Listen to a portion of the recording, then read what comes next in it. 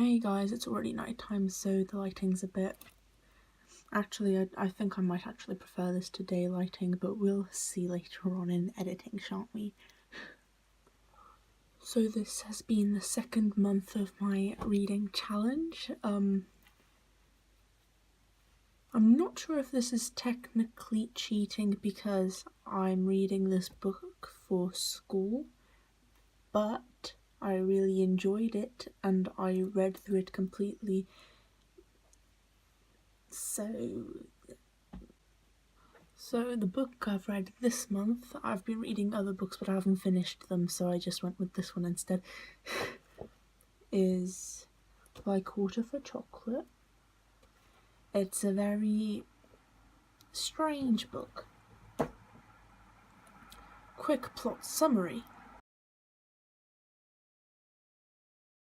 Basically, the genre is magical reality where... how do I explain this? If you don't know what that means, it's basically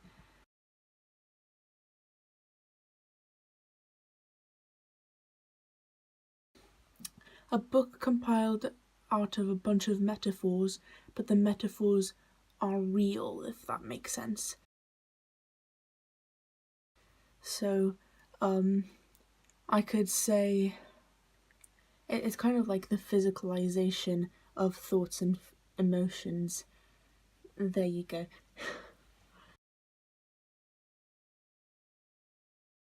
The protagonist is Tito, which is a Latin American girl. And basically her fate is to take care of her mother until the day her mother dies, and she's not allowed to marry or leave the house until that day, basically. And it's just her struggle with that and how her sister ends up marrying her boyfriend, so fun. Weirdly enough, I didn't think I'd actually enjoy this book because it looks and is quite strange. But because of all the magical reality, like, I've never read magical reality before, but it's actually really eye-opening to something that I didn't realise you could write. And because I'm such a huge fan of fantasy, if you're a huge fan of fantasy as well as I am, like, mixing reality with elements of fantasy, that's basically what it is. It's pretty intriguing. If anybody has some more like magical reality book suggestions, please comment them down below because I want to read more of it. Because of the setting of the story and what it's about, I was surprised by how shocking the like plot twists are and how many of them there are. Like, there's a plot twist like in like every chapter. It's just from one chapter to the other, like a bunch of time skips, and suddenly you realise something that's happened in the time we've missed, and it's just like, oh, that happened. I'm not going to give any spoilers, but if you end up reading the book, you'll know what I mean. The ending is weird. I'm not sure how I feel about it. I'm not going to spoil it for you guys, but I feel like it was always leading up to that, but it's almost unsatisfying in a way because it's just kind of like, well, everything's gone now, what was the point of that? But it was a fun journey, I guess. Also, something that really draws you into the story is how Laura Esquivel literally writes the process of how Tita, the protagonist, is cooking food, because she is born in the kitchen, that is her realm, and it's basically her entire life, the kitchen. So it's fun how they incorporated that kind of realm into it. Like in fantasy books, you'll get a fantasy world which you're thrown into, whereas this one, it's the cooking world, and that is Tita's world, so that's what you get thrown into. A bunch of recipes that are explained to you, and that correlate to what's happening in the book.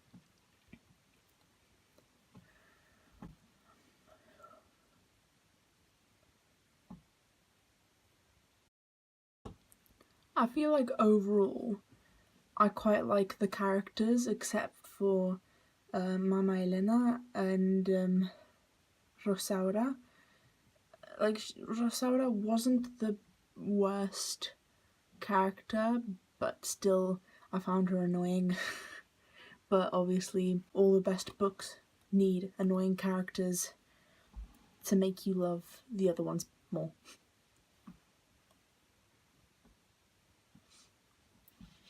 The author really makes you feel pity for the protagonist really easily because of how much suffering she has to go through, but I was about to say it all ends up all right in the end, but it really doesn't. Like, it feels like it's about to, and then I won't spoil it any more than that. Well, technically it is a happy ending, but like, I was just left there like, okay then. Personally, I would have preferred a different ending, but like, to keep with the theme of magical realism, yeah, it fits it pretty well. Because of the magical reality as an English literature student, it's like a dream come true with how many metaphors are in this book. It's glorious. They just hand it to you on a silver platter.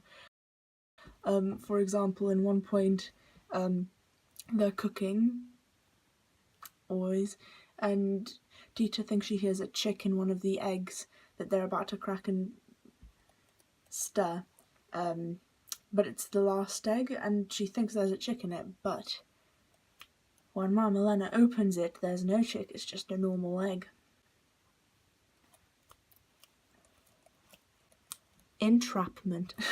Well, that's my own that's my own interpretation. Feel free to interpret that however you want, but it represents how Tita is entrapped in her world. Okay. I think probably my favourite characters are Gertrudis and Juan. You will find out if you read the book. It's interesting. The way they meet, yeah, it's interesting. And in class we always joke about it, but honestly, it's a pretty good use of symbolism and whatnot, so I'm just like,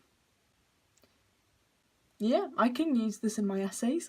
Gertrudis is presented as the freest of the sisters and kind of this liberated female character that, you know, I find really cool because, yes.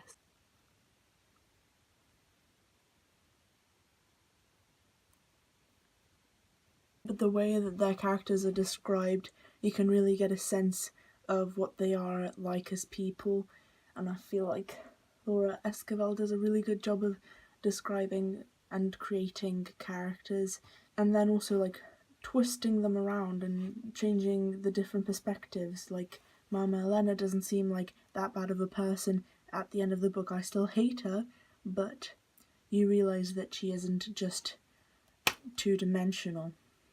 She is three-dimensional. This book is translated from Spanish into English, so I'm not really sure about how the Spanish version looks, even though I still need to get that version. But overall, I'd say it's pretty easy to read. I read through it really fast, and I've just been getting back into the hang of getting through books fast, so it was really easy to read. Because I just finished it off today, I literally just basically skim read all of it, and I still picked up everything that it was saying. So yeah, you don't really lose any of the meaning easily. It's quite easy to understand, so it can reach more people. If I come across this author's name again, I will check out the book because I enjoyed it even though it was weird and I wouldn't have expected it to be my cup of tea, but the more you know. You've got to try stuff, otherwise you never know.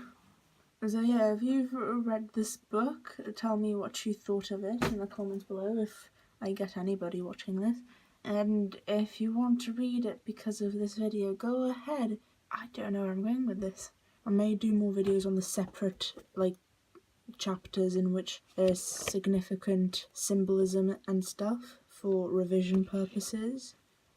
So, because there's quite a lot to analyse here, to be honest. I've already done a presentation on it, so conclusion. It was a pretty good book. If you're an avid hater of romance, then maybe avoid it. I was able to handle it because of the magical realism, and that was interesting enough for me to enjoy it. It's got the novel idea of, you know, just putting in recipes into a novel, although I think this was originally done in separate installments, so that explains that, but like, still, it's pretty new. Like, I've never come across a book that has like random bits of, well, not random, it does fit into the story, but you know what I mean. It's got random like recipes or like bits of information that, you know, you could try out in real life, and that way make the connections between reality and fiction even more blurred. This book is just, it's good stuff. Okay. Hopefully you enjoyed this review. Hopefully it was better than the last one. I've taken on board some constructive criticism from the last one. Give me more on this one, because I know I'm still terrible at this, but hopefully I will one day get to the standard of the book YouTubers that I watch. So thank you for watching. Subscribe, like if you want to. Bye.